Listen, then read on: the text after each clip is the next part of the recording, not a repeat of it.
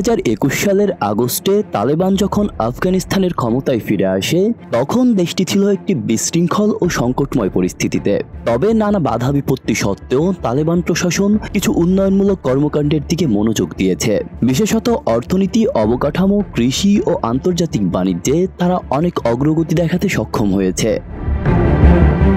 তালেবান সরকারের অন্যতম বড় অগ্রগতি হল অবকাঠামো খাতে। হেরাত প্রদেশে আন্তর্জাতিক গ্যাস পাইপলাইন প্রকল্প TAPI এর কাজ শুরু হয়েছে, যা আফগানিস্তানের জ্বালানি খাতে বড় অবদান রাখতে পারে। এছাড়া দেশের কিছু মহাসড়ক, সেতু ও সীমান্ত বাণিজ্য চেকপোস্ট উন্নয়ন করা হয়েছে। তালেবান সরকার কৌশলগতভাবে সীমান্ত বাণিজ্য ও পরিবহন ব্যবস্থার উন্নয়নে গুরুত্ব দিচ্ছে, যাতে চীন, পাকিস্তান ও ইরানের সঙ্গে সহজ যোগাযোগ ও রপ্তানি সুযোগ বাড়ে। সাম্প্রতিক বছরগুলোতে আফগানিস্তানে অর্থনৈতিক ব্যবস্থার কিছু স্থিতিশীলতা লক্ষ্য করা গেছে। আফগানি মুদ্রার মান তুলনামূলকভাবে স্থিতিশীল রয়েছে এবং অভ্যন্তরীণ উৎপাদন বাড়ানো হয়েছে।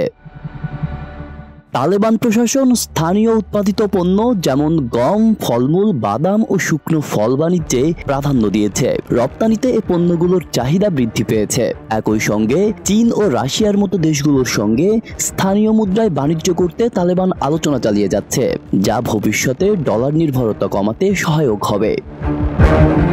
তালেবান সরকার দেশের কৃষিখাতকে পুনর্জীবিত করতে উদ্যোগ নিয়েছে।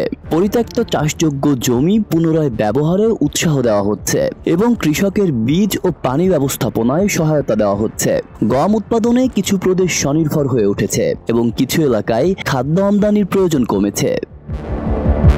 আন্তর্জাতিক নিষেধাজ্ঞা সত্ত্বেও তালেবান সরকার অভ্যন্তরীণ খাদ্য উৎপাদন বাড়িয়ে দেশের খাদ্য নিরাপত্তা নিশ্চিত করতে চায়। স্টাইল হোক রুচিশীল, পরিচয় হোক রাজকীয়, e-commerce platform palace of classy, যেখানে ফ্যাশন মেলে আত্মবিশ্বাসে। শীতের হুডি হোক বা গরমের আরাম, আমরা আছি আপনার পাশে। 100% অরিজিনাল প্রোডাক্ট, দেশের যে কোনো প্রান্তে, ফ্রি হোম ডেলিভারি। অর্ডার করতে ইনবক্স করুন এখনই। Palace of classy, B classy, be confident. 2024-25 সালে আফগানিস্তানের পর্যটনের খাত কিছুটা উন্মুক্ত হয়েছে। বিশেষত ঐতিহাসিক স্থান, ইসলামী সাংস্কৃতিক কেন্দ্রগুলোতে দেশি বিদেশি পর্যটকদের জন্য সুযোগ সৃষ্টি করা হয়েছে। 2024 সালে প্রায় 9,000-এর বেশি পর্যটক দেশটিতে প্রবেশ করেছেন। এটি তালেবান সরকারের অধীনে প্রথম পর্যটন ভিত্তিক সাফল্য হিসাবে দেখা হচ্ছে।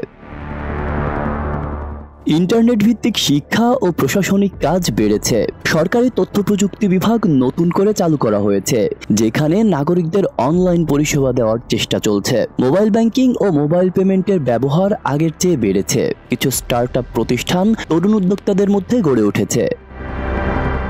তালেবান সরকার ইসলামী মূল্যবোধকে কেন্দ্র করে সামাজিক প্রতিষ্ঠানগুলোতে সংস্কার এনেছে। ধর্মীয় শিক্ষা প্রতিষ্ঠান পুনর্গঠন করা হয়েছে এবং নতুন ইসলামী পাঠ্যক্রম প্রণয়ন করা হয়েছে। এর ফলে ধর্মভিত্তিক শিক্ষায় আগ্রহ বেড়েছে এবং ছাত্রদের মধ্যে কিছুটা শৃঙ্খলা ফিরেছে। প্রথম বছরগুলোতে তালেবান সরকার দুর্নীতি হ্রাসে কঠোর অবস্থান নিয়েছিল। বিভিন্ন এলাকায় চাঁদাবাজি, ঘুষ ও দুর্নীতির অভিযোগ কমেছে বলে স্থানীয়দের দাবি। সরকারি কর্মকর্তা-কর্মচারীদের মধ্যে নিয়মিত কাজের প্রবণতা দেখা যাচ্ছে। বিচার প্রক্রিয়া দ্রুত সম্পূর্ণ করা হচ্ছে বলে তালেবান প্রশাসনের দাবি।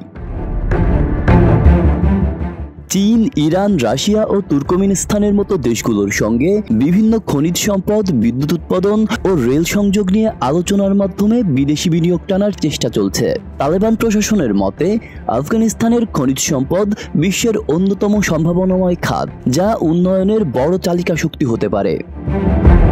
তালেবান শাসনের অধীনে আফগানিস্তান নানা সংকট ও সমালোচনার মধ্যেও কিছু খাতে দৃশ্যমান অগ্রগতি অর্জন করতে সক্ষম হয়েছে। অবকাঠামো, কৃষি, সীমিত পর্যটন, স্থানীয় উৎপাদন এবং দুর্নীতির বিরুদ্ধে পদক্ষেপ উল্লেখযোগ্য। যদিও আন্তর্জাতিক স্বীকৃতি ও বিনিয়োগ সীমাবদ্ধতা রয়েছে, তারপরও সরকার নিজস্ব সক্ষমতায় উন্নয়নের ধারাকে এগিয়ে নিচ্ছে। এখন পর্যন্ত অফিসিয়ালভাবে শুধুমাত্র রাশিয়া তালেবান সরকারকে স্বীকৃতি দিয়েছে।